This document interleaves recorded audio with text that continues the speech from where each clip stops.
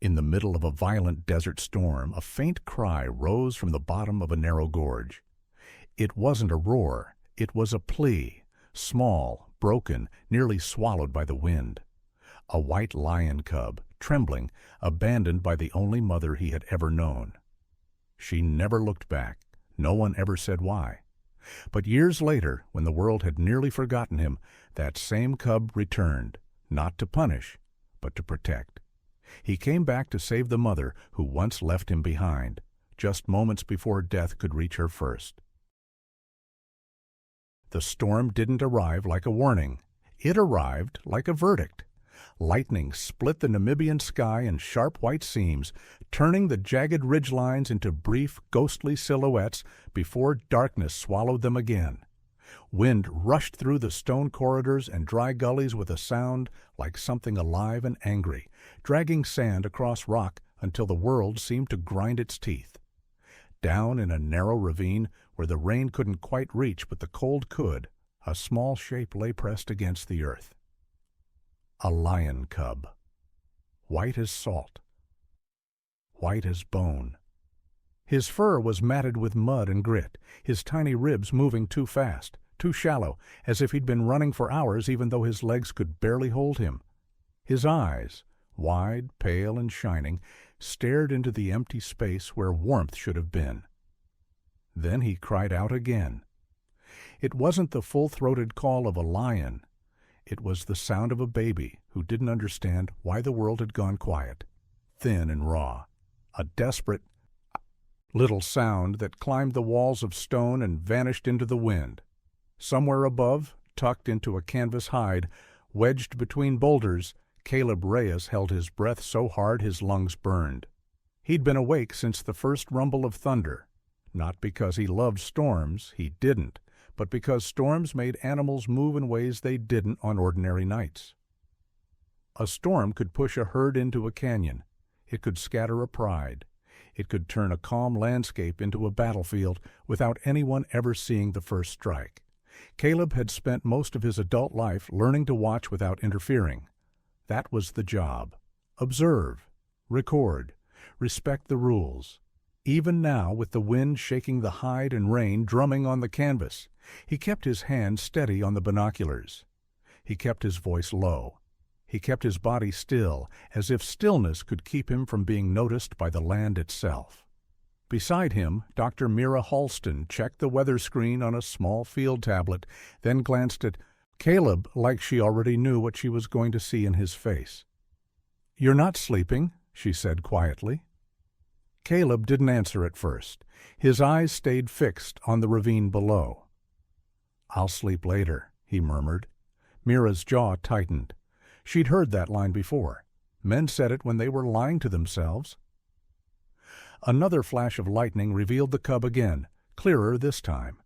A tiny white body, trembling, ears pinned back, mouth open in a sound that was too big for something so small. Mira leaned forward, careful not to scrape her elbow on the rock. That's not normal coloration," she whispered. Caleb's throat felt dry. "I know." White lions weren't myths. They weren't magic.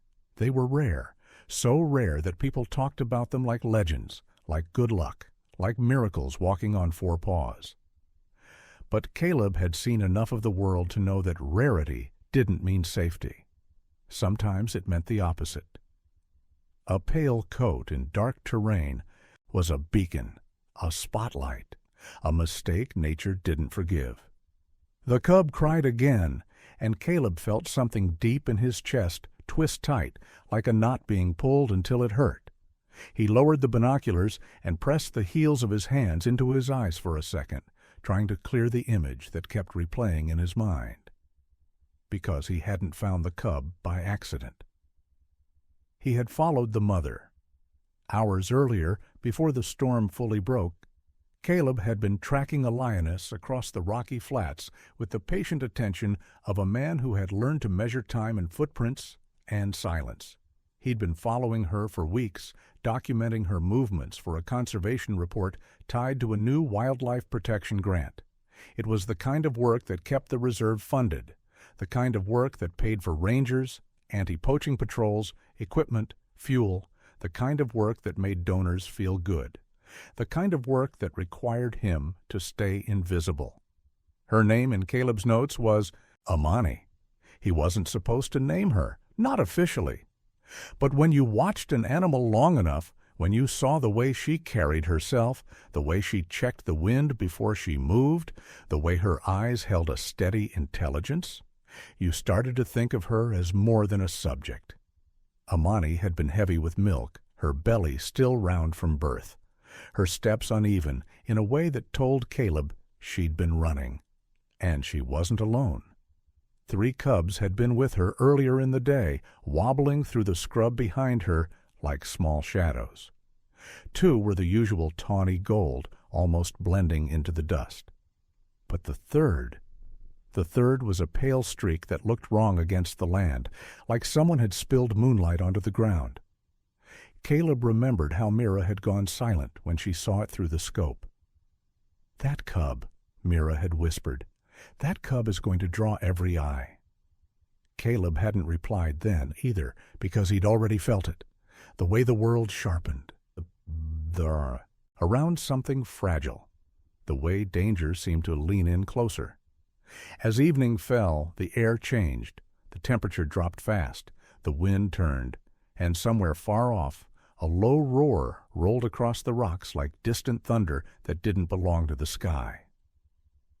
A male lion, not one of Amani's pride. Caleb had watched Amani freeze, head lifting, ears angling toward the sound. Her body went rigid with the kind of tension that only came from experience. Then she moved, not casually, not like a mother guiding her young to a better resting spot. She moved like she was running from a decision. The cubs struggled to keep up. The golden one stumbled but recovered. The white one fell once, then twice, each fall stealing more of his strength. Amani stopped only long enough to nudge him up again, her mouth closing gently around his scruff, lifting him like a precious thing that weighed more than it should. Caleb followed at a distance, heart hammering harder than he liked to admit. He'd told himself it was professional concern, the kind that came with tracking a rare genetic trait in a protected area, the kind that mattered to research, to funding, to the long-term health of the ecosystem. In truth, it was simpler. He didn't want to watch a baby die. The roar came again, closer now, and Amani broke into a faster pace. Her cubs squealed, startled. The wind whipped harder. The first cold drops of rain began to fall. Then the storm hit, like a door slamming shut. Visibility dropped. The world became shadows and flashes. The ground turned slick underfoot. Amani led the cubs toward the ravine, where the stone walls offered some protection from the wind. And then it happened so fast, Caleb almost didn't understand what he was seeing. Amani's head snapped toward the ridge above them. A shape moved there, large and low, not a lion. Hyenas. A small pack, hungry enough to test anything in a storm. The golden cubs pressed close to Amani, whining. The white cub, already exhausted, slipped on wet stone and tumbled down a shallow slope into the ravine, landing hard in the sand. He cried out, sharp and frightened. Amani spun toward him immediately, muscles bunching as she started down after him. And then another roar tore through the air, this one deep enough to vibrate through Caleb's ribs. The male lion was closer than he'd thought. Too close. Amani froze halfway down the slope. For one long, terrible second, Caleb saw her as clearly as if the storm had paused to let him look. Her body angled toward the white cub below. Her head turned toward the golden cubs behind her. Her ears flicked toward the roar. A mother caught in impossible math. 3 lives, 1 body, 1 choice. The hyenas laughed, a rough, ugly sound that carried through the rain. Amani's chest rose and fell fast. Her eyes locked on the white cub, and Caleb saw something there that wasn't cruelty. It was fear, not for herself, for the 2 cubs who could still run, for the pride that would punish weakness, for the male lion who would kill anything that wasn't his. Amani stepped down one more pace, just enough to reach the white cub. She lowered her head and pressed her nose to his, the contact brief but unmistakably intimate. The cub quieted for a heartbeat, as if the warmth of her breath reminded him the world had once been safe. Caleb's hands tightened around the binoculars until his knuckles ached. "Don't," he whispered, though he knew she couldn't hear him. Amani pulled back, lightning flashed, and in that light Caleb watched her turn away. She climbed back up the slope toward the golden cubs, her movements sharp and urgent. She nudged them forward, pushing them into the storm, into the cover of rocks and scrub. The white cub tried to follow. He scrambled up the sand, tiny paws slipping, crying louder now, calling after her with a voice that cracked from the cold. Amani didn't look back again. She disappeared into the darkness with the other two cubs swallowed by rain and stone and the terrible mercy of survival. And the ravine kept the white cub. Now, in the present, he lay alone below the hide, crying until his voice thinned into something hoarse and broken. Caleb lowered the binoculars slowly. Mira's face was pale in the dim light. "She left him?" she said, like she couldn't believe the words even as she spoke them. Caleb swallowed. "She didn't want to," he replied. Mira looked at him sharply. "You don't know that?" He did know, not because he could read Amani's thoughts, not because he believed animals carried human guilt the way people did. He knew because he had seen the pause. He had seen the touch. He had seen the way her body had trembled before she turned away. That wasn't indifference. That was sacrifice carved into motion. Outside, the cub cried again, and the sound was weaker now, fraying at the edges. Mira shifted, pulling her jacket tighter. "Caleb," she warned, her voice low and firm. "You know the protocol." Caleb stared down at the ravine. No interference, no rescue, no exceptions. Rules existed for a reason. People who broke them often made things worse. They taught wild animals to trust humans. They disrupted natural selection. They created problems that didn't show up until months later, when the animal was too big to manage and too tame to survive. Caleb had written those same words in reports. He had lectured interns about it. He had believed it. But the cub's cries didn't sound like a lesson. They sounded like a question. Why? Why him? Why alone? Lightning flashed again, and Caleb saw movement near the far edge of the ravine. Not much, just a ripple of shadow sliding between rocks. His stomach dropped. Hyenas. They were circling, cautious, patient, waiting for the storm to cover their approach, waiting for the cub to weaken enough that it wouldn't fight, wouldn't run, wouldn't even understand what was happening until teeth found flesh. Caleb's breath turned shallow. Mira saw it too. Her eyes widened. "No," she breathed. The cub cried again, and this time the sound didn't echo as far. His voice was failing. Caleb's mind ran through the consequences like a list he didn't want to read. If he went down there, he'd be caught on camera. Someone would report him. His permits could be revoked. His career in wildlife work could end overnight. The reserve could lose funding. The conservation contract tied to his footage could collapse. People would call him reckless, emotional, unprofessional. But if he stayed and watched, he already knew what would happen. Mira's hand closed around his wrist. "Caleb," she said, harder now. "Don't." Caleb didn't pull away. He looked at the cub one last time. So small, so bright against the dark earth, a living contradiction, a rare life worth a fortune in the wrong hands, worth headlines, worth donations, worth arguments about ethics and wildlife policy and the price of interference. But right now, none of that mattered. Right now, he was just a baby in the cold. Caleb's voice came out rough. "If I don't go now," he said, "there won't be anything left to protect." Mira's eyes filled with something that looked like anger and fear braided together. "And if you do," she whispered, "you'll change everything." Caleb nodded once. "I know." He reached for the zipper of the hide, hands steady in a way that surprised him. The storm hit his face immediately. Rain, wind, grit. The cold cut through his jacket like a blade. Behind him, Mira's voice broke. "Caleb, please." He didn't turn back, because below the white cub's cries had turned into a faint, trembling whimper, and the shadows were moving closer. Caleb stepped out into the storm, descending toward the ravine, toward the sound of a life that had been left behind. And somewhere far off, hidden by rain and darkness, the lioness who had made her choice kept running, 2 cubs at her heels, her heart tearing in silence as she disappeared into the night. Before the storm, before the choice, there was only silence and heat.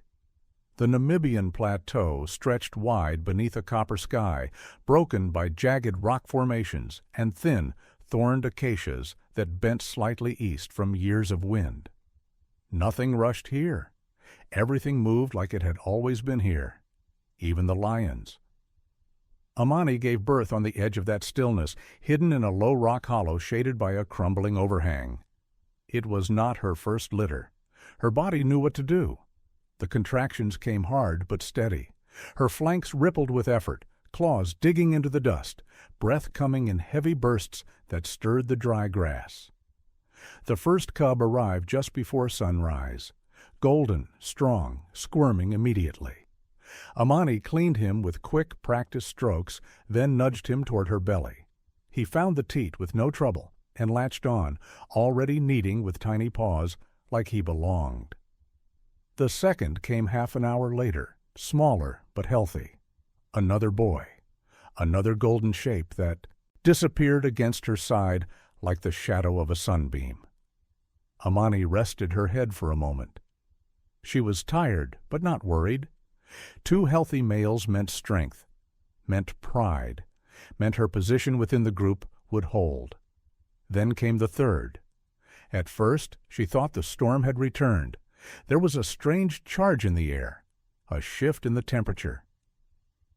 When the final cub slid into the world, he was silent, not still. He moved, but without a cry.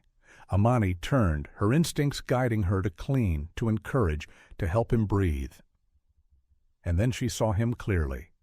White, not pale, not light, not slightly off gold.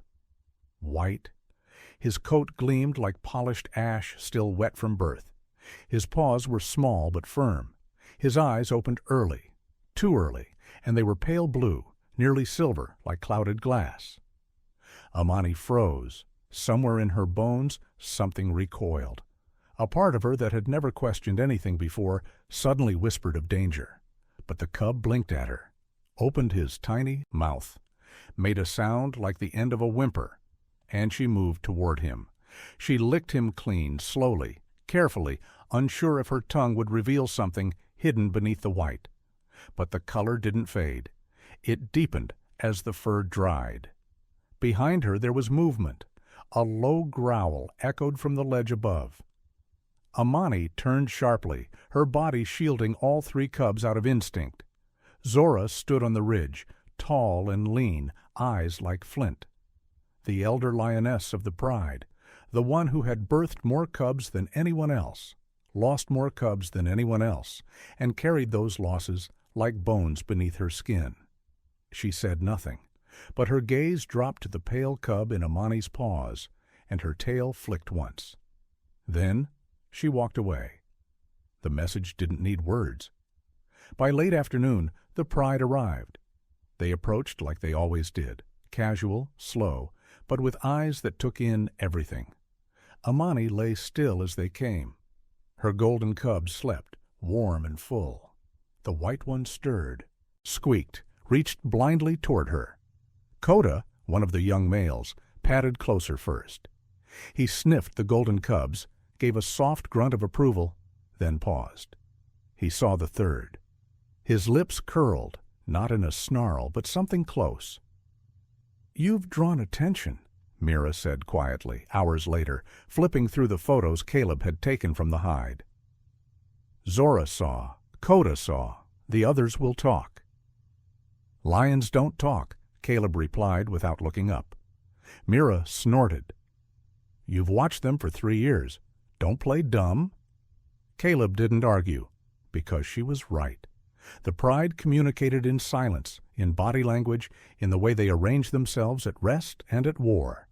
Acceptance or rejection came in looks and touches, in who fed first and who fed last. And the white cub was already last. They named him Kale in the margins of a notebook neither of them would ever submit for review. It wasn't protocol, but protocol didn't cover what to do when a cub didn't look like any other cub you'd ever seen. Kale struggled from the beginning. He was slower to stand, slower to nurse. He made strange sounds in his sleep, low wheezing coos that Mira worried might be respiratory, but never found signs of infection. When the pride moved, Kale was always behind, his legs unsteady, his head too big for his thin shoulders. The golden cubs thrived. They tackled each other, climbed over Amani's back, learned to wrestle and bite and posture. Kale watched them, tried to join, but was pushed aside more often than not. One day, Zora walked past as Kale nosed through a shallow stream, trying to follow the others. She didn't growl. She didn't touch him. But she stepped into the water hard, splashing him deliberately, sending him tumbling into the mud. He didn't cry. He just lay there for a moment, blinking. Then he crawled back to shore and curled against a stone until he dried. Caleb filmed it all. He didn't edit that clip. He didn't even label it. Just saved it with the others under a folder called Kyle, Early Development. But it stayed in his head longer than it should have. Mira's voice came from across the field station one night while the wind tugged at the wires outside. Do you think he knows? Caleb looked up from the camera log. Knows what? That he's different? Caleb stared at the flickering lantern light. I think he knows he's not safe. The next morning, Kale tried to join the pride in a feeding circle after a small kill. He approached from the side, low and cautious as he had been taught. But Coda growled sharply and batted him away before he got within reach. Kale didn't try again. He backed off slowly, then curled beside a tree trunk and watched the others tear into the meat. When Amani finally pushed her way into the circle, she tore off a strip and brought it to him, dropping it beside his nose. He sniffed it, licked it, ate slowly. But the gesture didn't go unnoticed. Zora saw. Later that afternoon, Caleb found fresh scratches on Kale's flank, thin but angry. Likely from one of the younger females. A lesson, a warning. Different, Mira said again, shaking her head. He's not just rare, he's marked.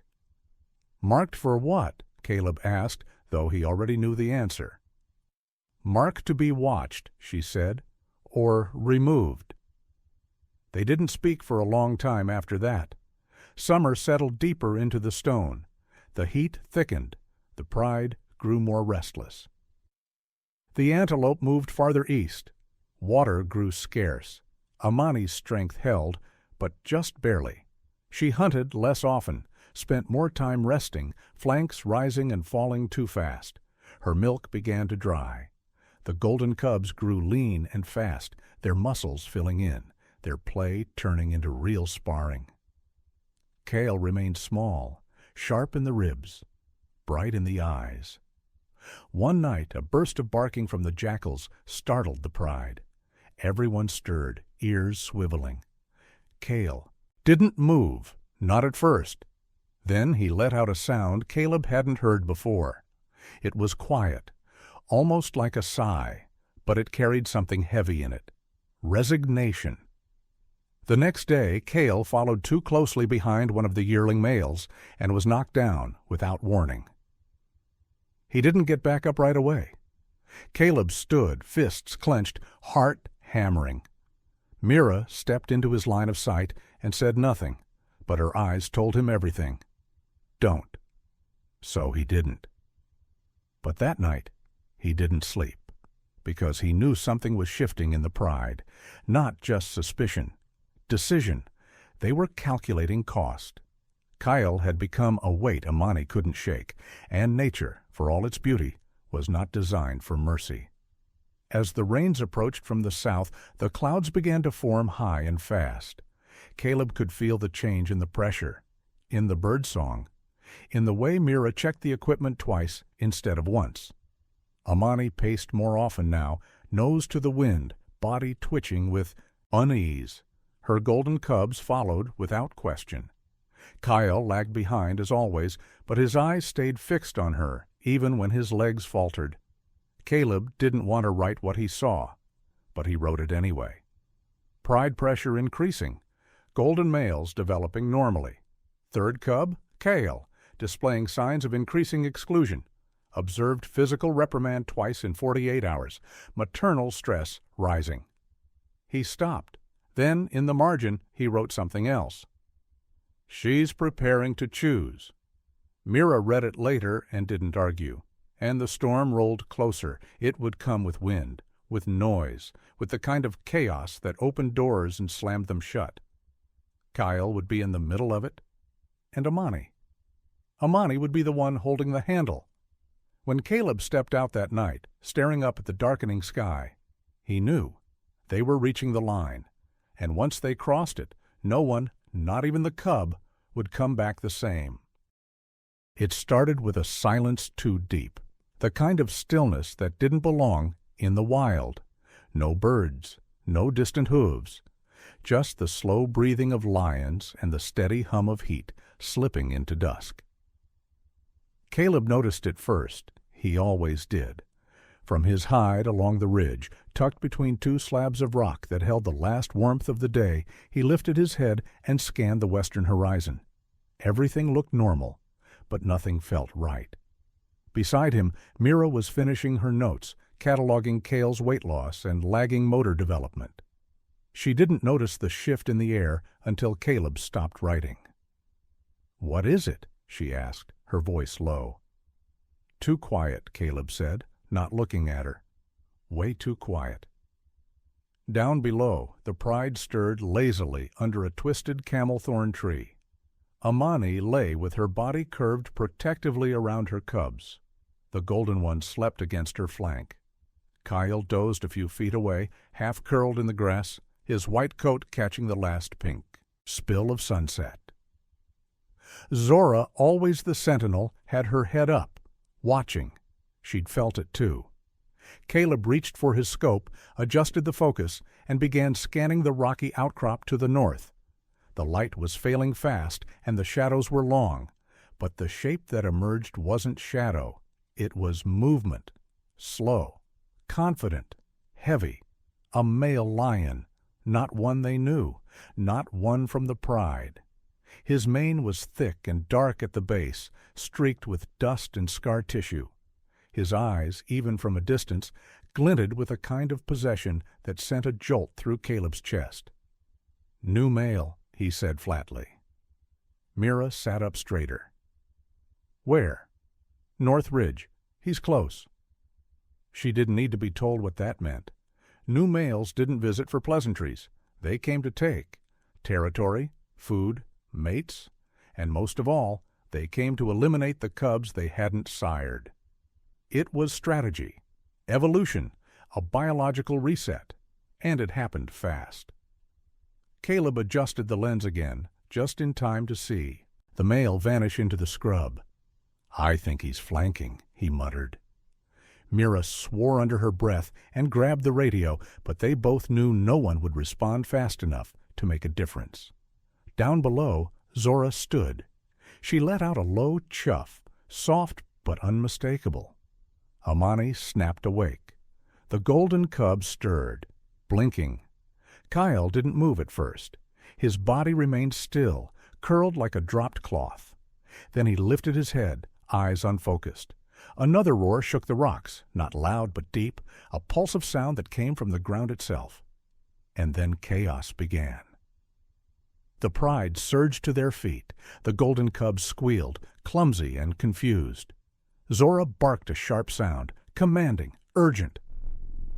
The lionesses split into practiced formation. Amani did not follow.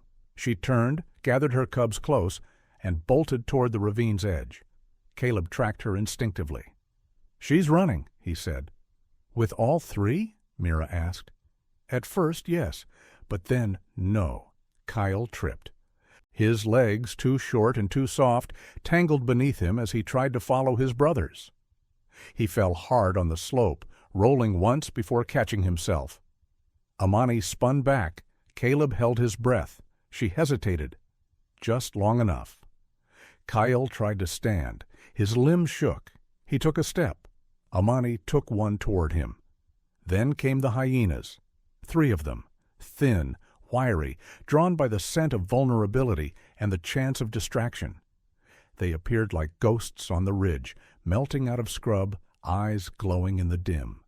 The pride didn't stop. They couldn't. Amani looked up the ridge, saw them, smelled them, knew. Caleb could see the moment it broke her. She turned back to the golden cubs, pushed them forward. One last look at Kyle. Then she ran. Cale called after her, not with a roar, but a strangled whine that pierced Caleb's ears. And then he was alone. Again. Just like the night of the storm. Caleb's fists clenched. He didn't move this time. He couldn't. The protocol had already been broken once. If he did it again now, under full daylight, there'd be no hiding it, no plausible deniability. He'd lose his permits, his access, everything. Mira placed a hand on his arm. "Don't." "I'm not," he said, teeth tight, "but you want to." He didn't answer. Kyle crawled forward slowly, dragging himself up the slope as the hyenas closed in, not fast, but deliberate. They were waiting for him to fall again. Caleb could see it in the way they moved, lazy, confident. They didn't need to rush. Amani's scent was fading. The golden cubs were gone. Kyle had no cover, no speed, no strength, and yet he didn't lie down. He kept climbing, claw by claw. Caleb swallowed hard. "That cub," he said quietly, "doesn't know he's not supposed to survive." Mira exhaled. "No, but the land does." Back at camp, they reviewed the footage. It was grainy, heat shimmer distorting parts of it, but the story was clear. The pride's retreat. Amani's split-second choice. Cale's fall. And the moment she turned away. Caleb didn't play that part more than once. He didn't need to. Later that night, he sat outside the research trailer, staring into the dark, while mosquitoes drifted through the beam of his headlamp. "He cried like that before," he said to no one. "The night I found him." Mira joined him, folding into a canvas chair with a thermos between her palms. "I remember. I thought maybe she'd come back." "She didn't." Caleb nodded. "No," he whispered. "She didn't?" They both knew what came next. If Cale was lucky, the hyenas would be fast. If he was unlucky, they'd take their time. Either way, the odds of him making it through another night alone were near zero. Even with the storm gone, even with the moon rising, a pale cub alone in the bush was not a predator. He was an opportunity. Mira leaned her head back. We could tell the board he wandered into the camp, injured, near. Death? They'd still pull funding. Maybe. Probably. She didn't argue. They both knew the costs. Conservation wasn't just about animals, it was about grants, budgets, politics, maintaining the illusion of control. But Kyle was out there, still fighting, still climbing, still crying.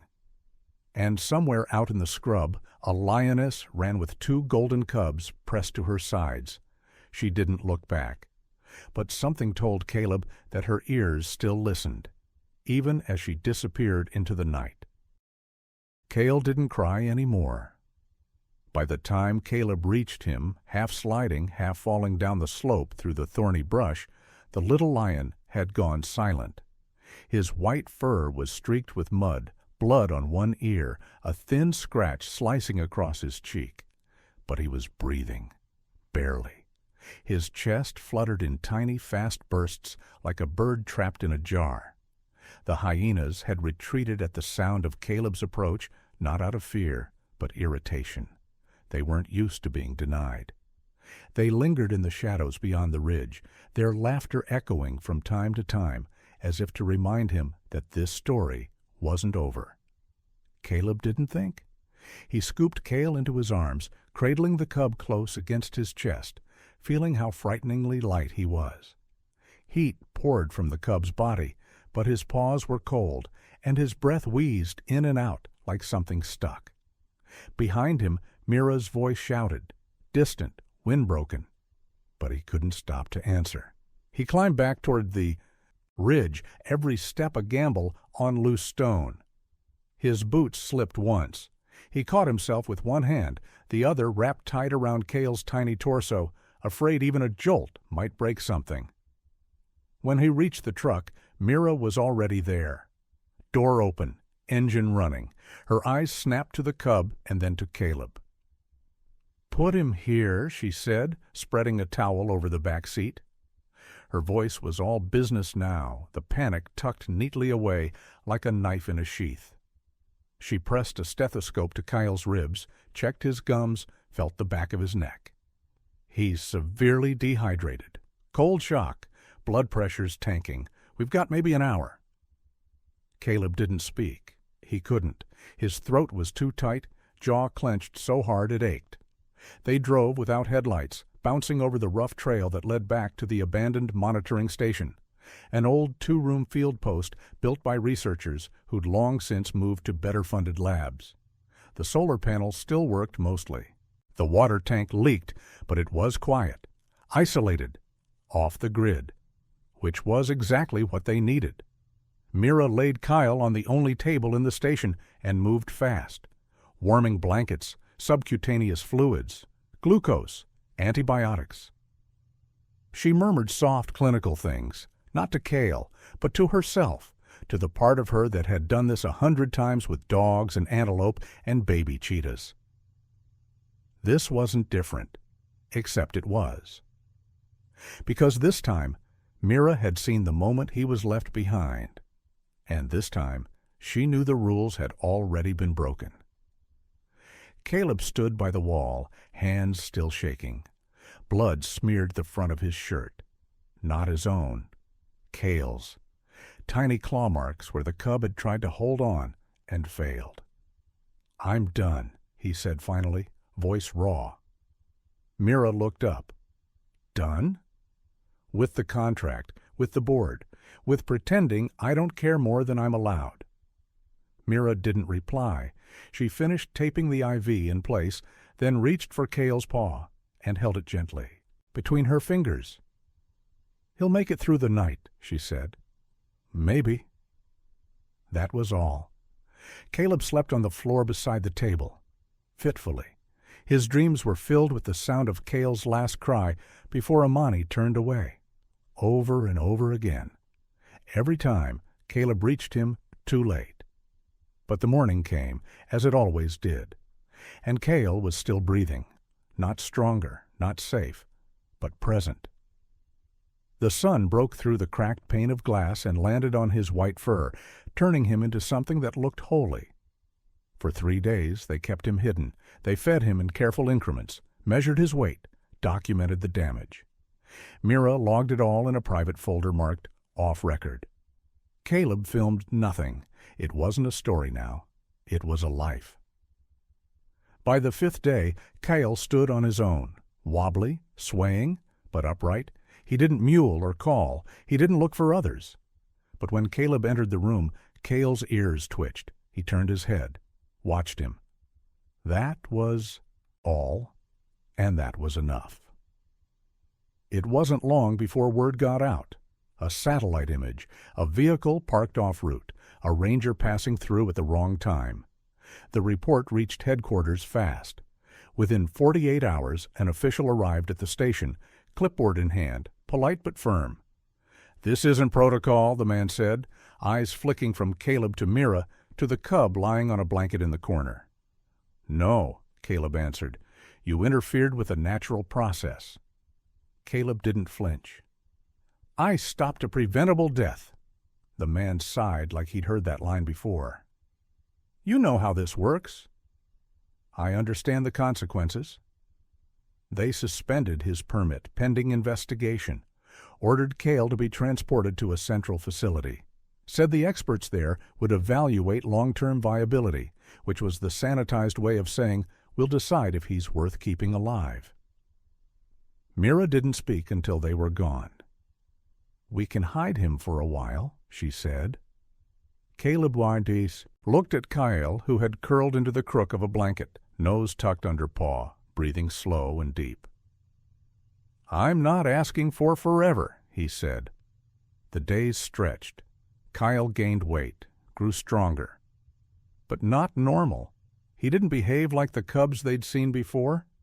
He didn't practice dominance displays, didn't stalk insects or lunge at shadows.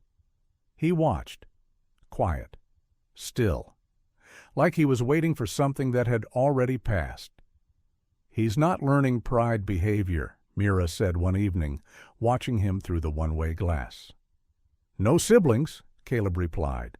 "No structure, no lionesses to correct him. He's not learning how to be what he is."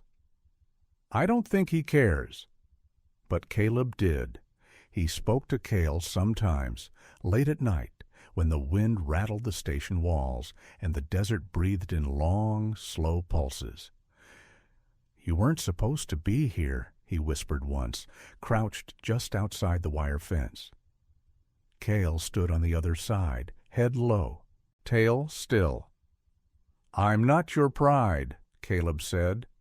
"I can't be." But Kyle didn't move. He didn't look away. And somehow that made it harder. Caleb knew what the internet would do if they ever saw him. A white lion cub rescued by a war vet turned a wildlife researcher. He could practically hear the words. "Rare animal found. Against all odds. Man defies system to save life in the wild." He'd get thousands of views, maybe tens of thousands, ad revenue, viral traction. He could slide in terms like wildlife rescue stories or conservation miracles or even rare lion cub survival, and watch the numbers spike. High CPC, high drama, high stakes. But Caleb hadn't posted anything, because this wasn't a story. Not yet. And maybe never. One afternoon, while Mira was tending to a wounded caracal brought in by a ranger from the East Valley, Caleb sat beside Cale's pen. The cub paced, restless. A chopper had flown over earlier, the thrum of rotors making Cale flinch, and hide for nearly an hour. He hadn't made a sound, but afterward he couldn't settle. "I don't know where you belong," Caleb murmured, "and I'm starting to think you don't either." Cale stopped pacing, turned, walked to the edge of the fence, and laid down, close, quiet. Together they sat until the sun dipped low, neither moving, neither speaking, just breathing the same air. Later that week, Mira found Caleb in the equipment room, staring at a map of the outer zones. "What are you thinking?" she asked. He didn't answer right away. When he did, it was only 3 words. "Time to choose?" Because he knew what they were doing wasn't sustainable. The authorities would come back, with more than clipboards, with orders, with cages, with consequences. And Cale couldn't stay caged. He was growing, soon too big for the pen, too strong for their walls, but still too soft for the wild. Somewhere between both, nowhere truly safe. Caleb looked out the window, toward the fence line, where Cale stood in the golden light, wind ruffling his pale coat. He had never learned how to roar, but he had survived, and maybe, just maybe, that was enough to start again. The crate door opened just before dusk. The sun had already dropped below the ridgeline, casting long shadows across the flatlands. A dry wind moved through the tall grass, lifting dust and brittle leaves into soft spirals. The air smelled of old fire and new beginnings, if you believed in that sort of thing. Caleb stood with his arms crossed, jaw tight. Mira was beside him, quiet, her eyes hidden behind dark glasses, though the light was already fading. Inside the crate, Cale didn't move. Not right away. He'd been sedated for the trip, just enough to keep him calm, not enough to erase the knowledge that something had changed. His breath was steady now, the effects wearing off, but his muscles still twitched with the residue of fear. "Come on," Caleb murmured. Cale stirred, one paw, then another. He shifted his weight, ears flat, eyes wide. He stepped forward, slow and low, head ducked as he sniffed the earth. The wind caught his fur, and for a moment he looked like a ghost, stepping out of time, white against gold, small against the vastness. Then he took another step, and another, and the crate was behind him. They watched as he moved into the grass, shoulders tense, body twitching at every sound. "He's not ready," Mira said.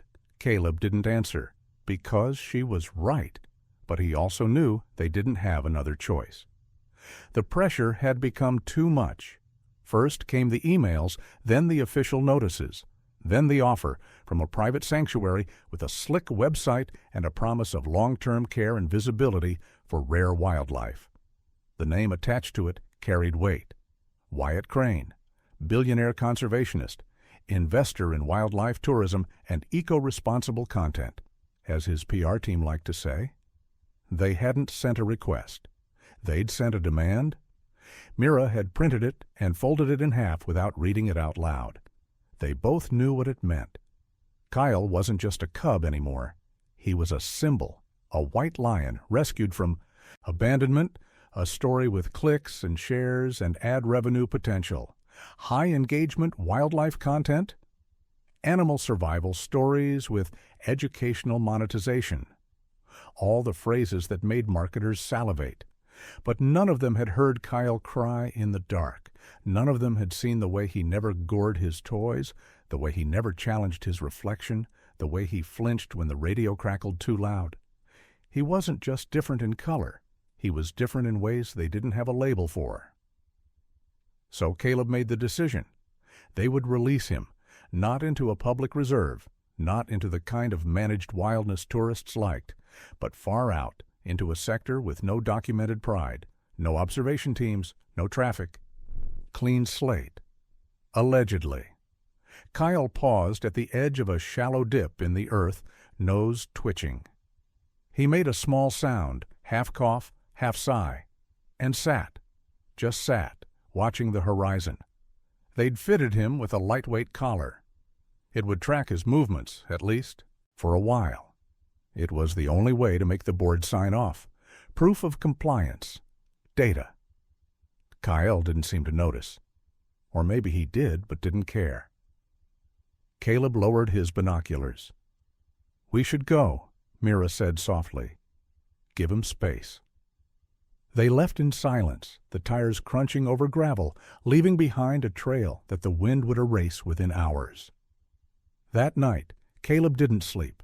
He watched the tracker signal on a dim screen, a single blinking dot moving slowly across the map. "He's exploring," he whispered to himself. "That's good." Mira didn't reply because she was looking at the same dot, moving at the same slow, unsure pace. 2 days passed. Kyle wandered through the grasses, avoiding open ground, sleeping during the day, moving at night. He found a watering hole, drank, rested, moved again.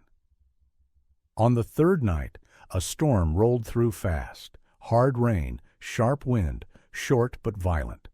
The kind of storm that tested everything not rooted deep. When it passed, the signal was gone. Caleb stared at the blank screen for hours, refreshed the feed, switched receivers, checked batteries. Nothing. "I knew it," Mira whispered. He panicked. He bolted. The collar probably snagged on something. Or it's broken. Or he is.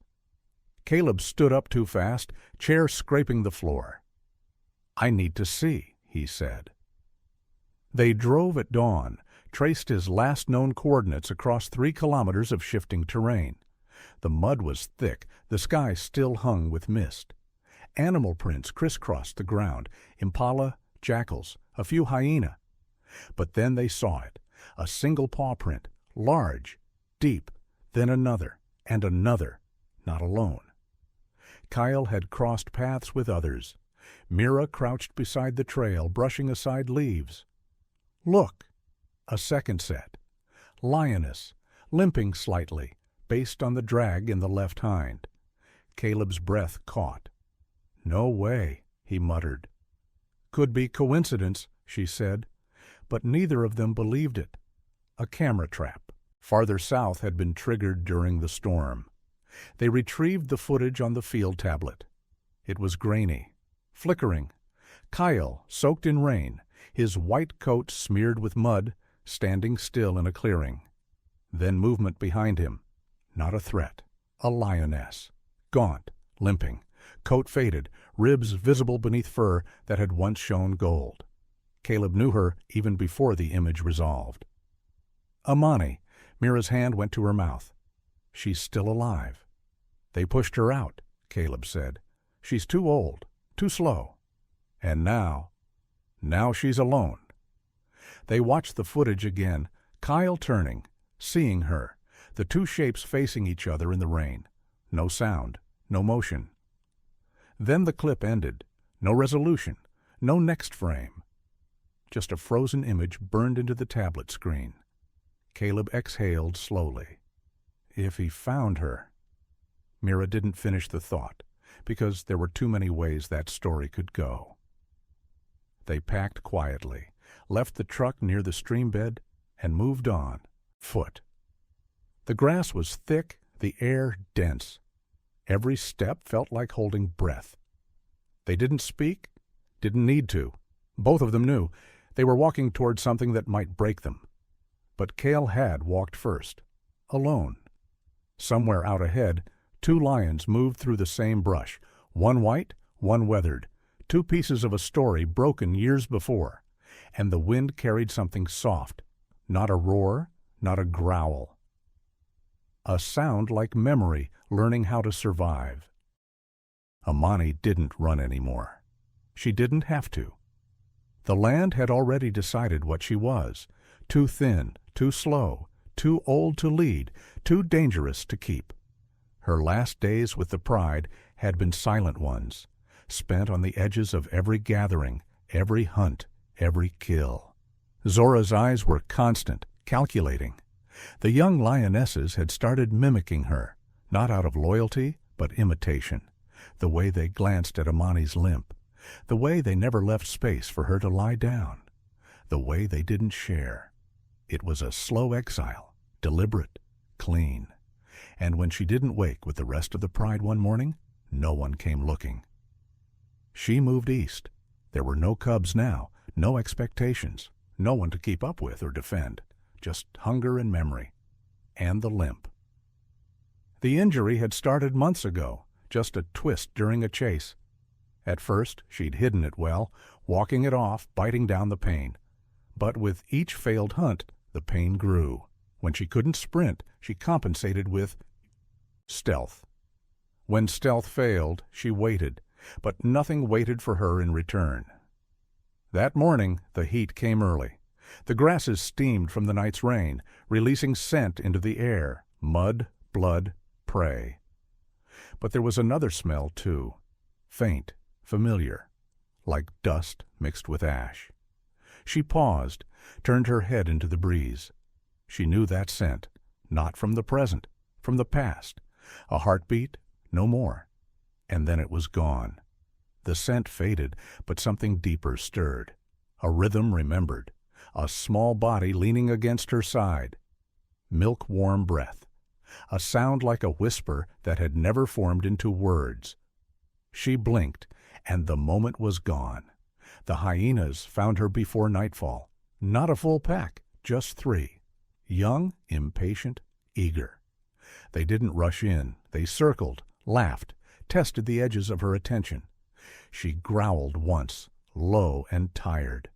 Her body angled sideways, not because she wanted to fight, but because she needed to keep her injured side out of reach. They kept laughing. The chase was short.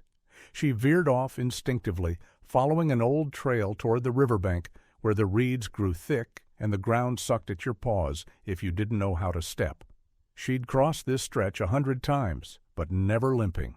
The slope gave way beneath her. She tumbled once, twice, and landed hard in the mud at the bottom, breath knocked out, claws scrabbling for grip that wasn't there. The hyenas didn't follow immediately. They stood at the ridge and watched, because they knew this part. They had done it before. They could wait. Amani tried to rise, failed. Again. Her shoulder screamed, the old damage screaming louder than the fresh. She growled, but it came out cracked. The hyenas came down slow. The laughter stopped. Predators didn't need to laugh when they were certain. She looked around. The water moved nearby, slow and quiet. Somewhere a bird called. No pride, no cubs. No one. She opened her mouth, not to roar, to breathe. But the air didn't answer. Then something moved on the far bank. Not a hyena, not prey. Something large, solid, familiar in shape, but wrong in color. White. Kyle didn't run. He stepped into view like he had always belonged there, even though the world had told him otherwise. His coat was damp, streaked with dust. His shoulders broader now, his walk measured, deliberate. He made no sound, just stood. The hyenas turned. They hesitated. The white lion wasn't a story to them. He was an unknown, and the unknown always gave predators pause. One moved forward anyway, snapping once. Kyle lunged, not fast, explosive. He hit the hyena with his full weight, sending it skidding sideways into the mud. The others backed off, circling, confused. Kyle didn't chase. He turned, planted himself between Amani and the hyenas.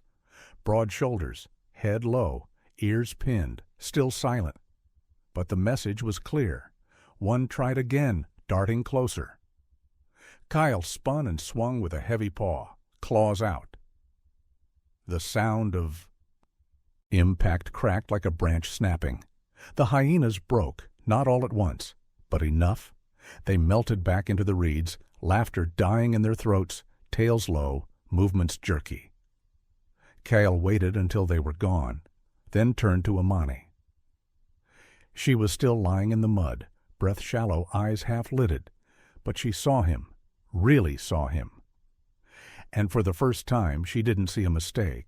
She saw the curve of his mouth, the pale marks beneath his eye, the scar on his flank, faint but visible. She inhaled. The scent hit her like a wound reopening. The same cub. Her cub. The one she'd left, the one she'd chosen not to carry. Kyle moved closer, still cautious, still quiet. He touched his head to her neck, a gesture that meant nothing to the world, but everything to her. She closed her eyes, pressed her face to his shoulder, and didn't let go. Kyle waited. Let her lean. Let her weight shift, slowly. When she tried to rise, he braced beside her. Step by step, they moved together, out of the mud into the grass. Her body trembled with effort. His never left her side. From across the river, Caleb saw them. He didn't lift his camera, didn't speak, because there was nothing to say. Two lions stood side by side in the failing light, one old, one new, neither roaring, neither running, just breathing. Dawn came slow and pale over the delta. Mist hung low, blurring the lines between water and land. It made everything feel softer, like the world was giving itself one more breath before the heat returned. Somewhere nearby, a bird called once, then fell quiet. The reeds barely moved. Kyle stood watch. He hadn't slept, not really. His body had rested, yes, curled beside Amani through the long dark, but his eyes had stayed open, tracking every sound, every shape that moved too fast, every shift in the wind. The hyenas were still out there. He knew it, and so did she. Amani woke with a groan that wasn't meant for anyone else to hear. She tried to rise too quickly and winced as her shoulder protested. Kyle moved closer, not pressing, but present, letting her lean if she needed to. She didn't. Not yet. But she didn't push him away either. They walked together slowly through the reeds toward higher ground. The sun broke over the rim of the trees, touching Cale's back first. His coat caught the light like polished ivory, bright and wrong and beautiful. From across the ridge, a shadow moved. Caleb saw it through the long lens before he felt it in his chest. 3 hyenas. Not the same ones as before. These were bigger, older, smarter. They hadn't forgotten. But now they brought company. Kyle saw them next. He didn't flinch. He didn't turn to Amani. He just stopped walking and squared his stance. She kept moving until she realized he wasn't beside her anymore. Then she stopped too, turned, saw the line he was drawing, 1 against many. She lowered her head. There was no roar, no dramatic growl, no sudden charge.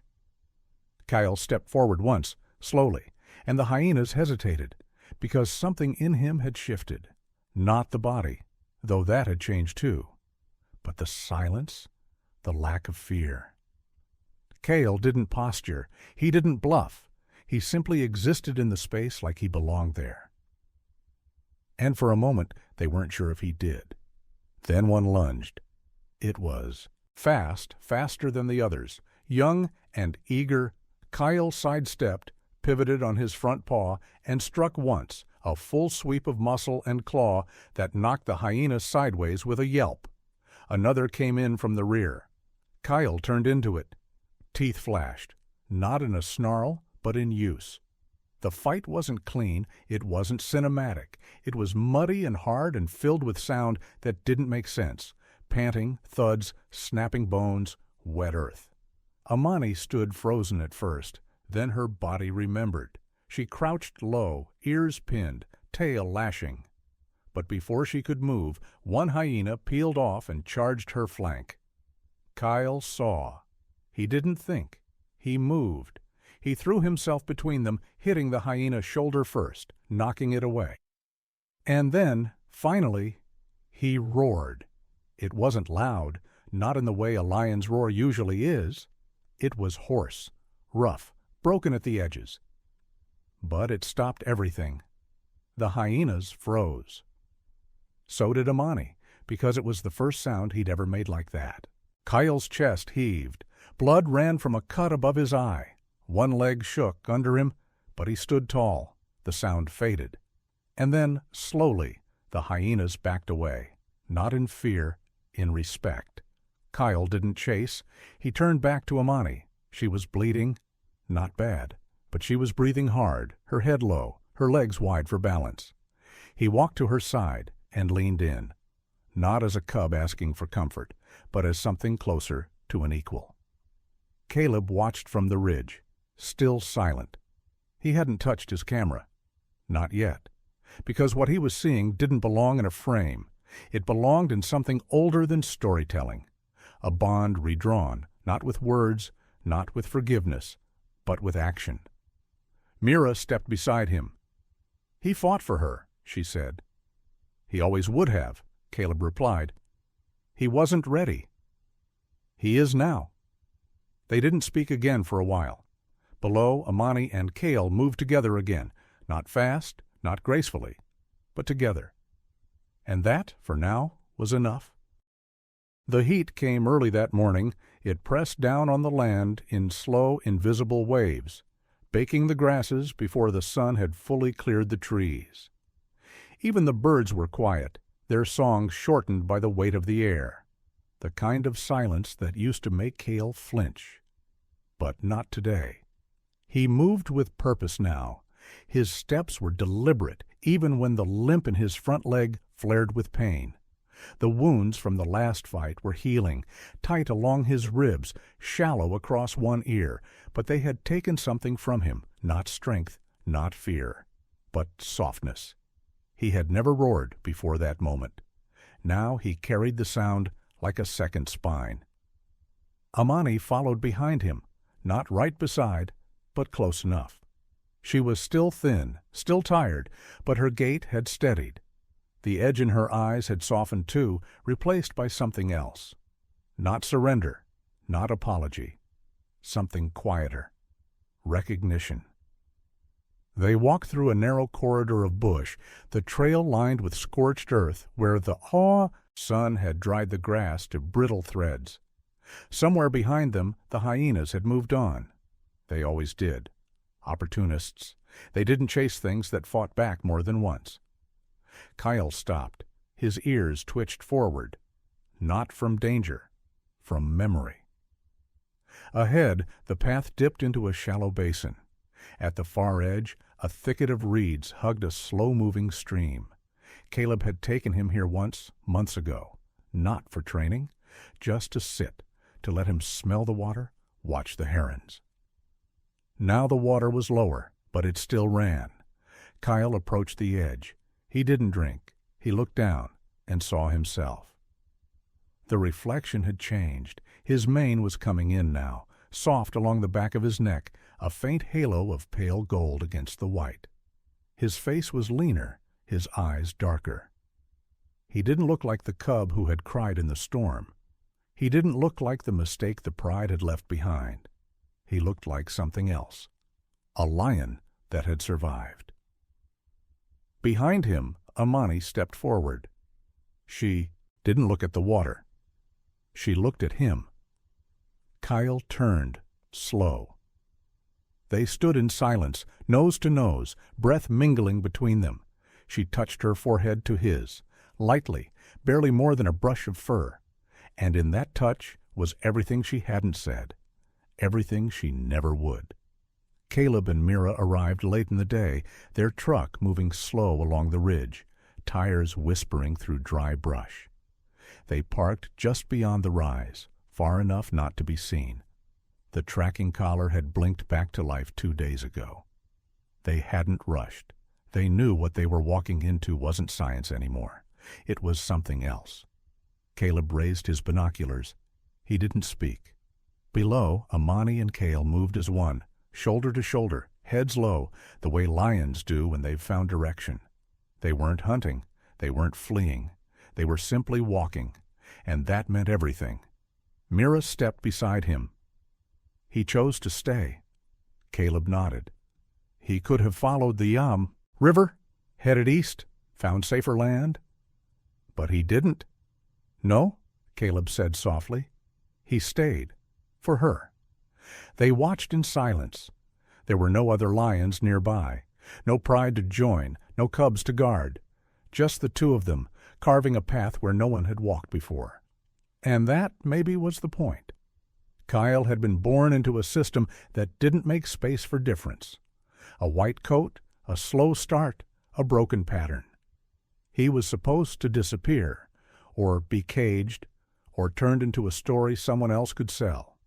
But he had written his own ending, and it didn't end with a roar. It ended with a choice. He turned once, as if he sensed them watching. His eyes met Caleb's through the distance. No fear, no need, just acknowledgement. Then he looked away, not dismissing, not forgetting, just moving forward. Amani followed.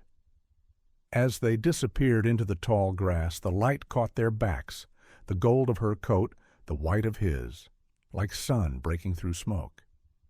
And then they were gone. Caleb lowered the binoculars. Mira leaned against the hood of the truck. "So what now?" she asked. Caleb took a breath. "We write it up." She blinked. "As what?" He smiled. "An anomaly, a rare survival event, wildlife behavioral deviation, whatever the board wants to hear." "And the rest?" "We keep it."